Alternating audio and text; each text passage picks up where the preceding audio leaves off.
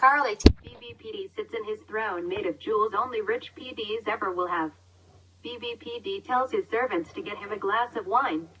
The servants quickly get up and move quickly to get the wine BBPD desires. BBPD is a strong, muscular African man. Carl 18, Charles 17, Matthew chapter 18, May 24th, 2021. Last day of high school, three friends hang out at the local mall when Charles notices a rather disturbing man walk into the outlet they are at. Charles alerts the others and asks to leave. Carl and Matthew laugh it off and tell him not to worry about it. Charles shrugs and continues shopping with his friends. Charles notices that the man looks suspicious and tells Carl and Matthew that he is going to wait outside of the outlet. As Charles is leaving the outlet, he notices the man is following him out of the outlet. The strange man pulls out something from his pocket. Charles' heart stops. The man had a knife and was holding it up to his neck. The man knocks out Charles and takes him to his warehouse. The man puts a bag over Charles' face so he cannot see. Meanwhile, Carl and Matthew are looking everywhere for Charles and is freaking out. The man takes off Charles' bag and says, "Welcome to hell. I'm BBPD." Charles' face turns pale and he passes out in shock. Carl and Matthew are worried sick but don't want to contact the police because they smoked a pound of weed earlier that day. It is very late and Carl and Matthew are scared, so they go to Carl's house to stay there. Carl wakes up and sees Matthew on the floor asleep. Carl wakes up Matthew and tells him that we need to go to Charles' house again to make sure he's not there. They knock on Charles' door to find out that the door is unlocked. When they are exploring Charles' house, they find bodies on the ground that are Charles' family members. Disgusted, they run out of the house and go back to Carl's place. 2 weeks past, Matthew wakes up in his house and sees a note on the fridge. The note said, "Hey Matthew, it's Charles the First. I'm sorry that I left you guys with no answers. Meet me in the backyard so we can talk." Matthew called Carl and told him what had happened. Freaked out, Carl said he would be there as soon as possible. Matthew tried to wait for Carl, but his curiosity got the best of him and he went to the backyard in hopes of seeing his friend again. Matthew sees a man in a hoodie with his back turned Matthew. A few seconds later, Matthew gets ambushed by a group of men. Carl arrives to Matthew's backyard to see none but a blood pool next to the fence. Carl notices that the blood trail isn't tragic, it looked like a self-inflicted cut.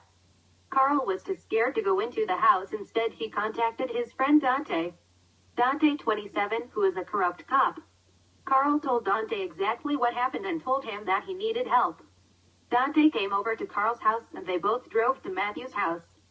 Dante collected some of the blood that was almost dry by then and sampled it secretly at the police department. Matthew hears a familiar voice coming from the right. He looks over to see Charles hanging upside down by chains with scars and a bloody wardrobe. Matthew screams out Charles' name and Charles looks over to Matthew in complete shock. They stare at each other for a good 30 seconds before Charles yelled out, "He's behind you, Matthew." Quickly turns around to see BBPD standing there with a SPAS 12 shotgun. Matthew attempts to take the gun from BBPD's hand but fails and BBPD starts laughing and shoots Matthew's left shoulder, taking his arm clear off. Matthew screams in pain and passes out by blood loss. Matthew wakes up on a bloody operating table and is strapped in the table.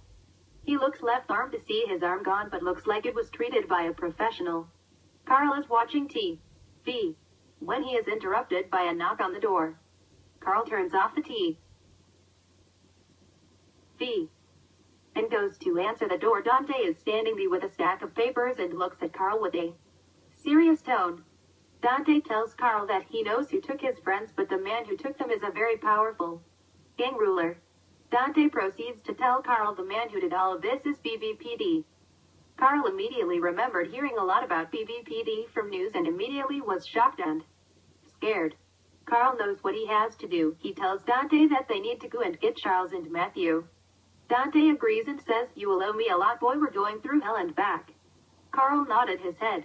Dante informs Carl that he will have to go into the police station and sneak out some high-powered pistols and to call him early tomorrow. The next day, Carl wakes up and gives Dante a call.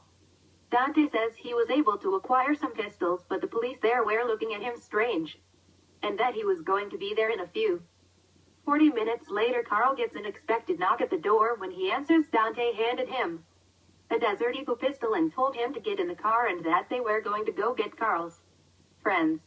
Carl and Dante drive by the warehouse to see if there were any guards. There was only 2 on the ground. Dante parked the car across the street and the 2 got out wearing bulletproof vests from Dante's house and pistols from the police station. Dante told Carl that he brought 2 knives for stealthy approaches. Dante handed Carl the knife and told him that they would try to kill the guards with their knives and wear their outfits to look like guards in the warehouse. Dante walks up to the guards. One of the guards steps up into Dante's face and tells him to leave or be killed. Right as he said that, Carl stabbed the guard in the neck, killing him instantly, while Dante holed a gun into the other guard's face to hold him captive. Carl leaves the knife inside the guard's new and takes the clean knife wielded by the dead guard and put the knife in his holster. Dante then kills the other guard by taking the silenced pistol from the guard's holster and shoots him in the head. Both Carl and Dante swap clothes with the guards and then hides the guards' bodies in a nearby corn field. They then walk into the warehouse and realize that the place is just rows and rows of cells. They lose some hope but continue walking up and down the cells in hope to find Charles and Matthew.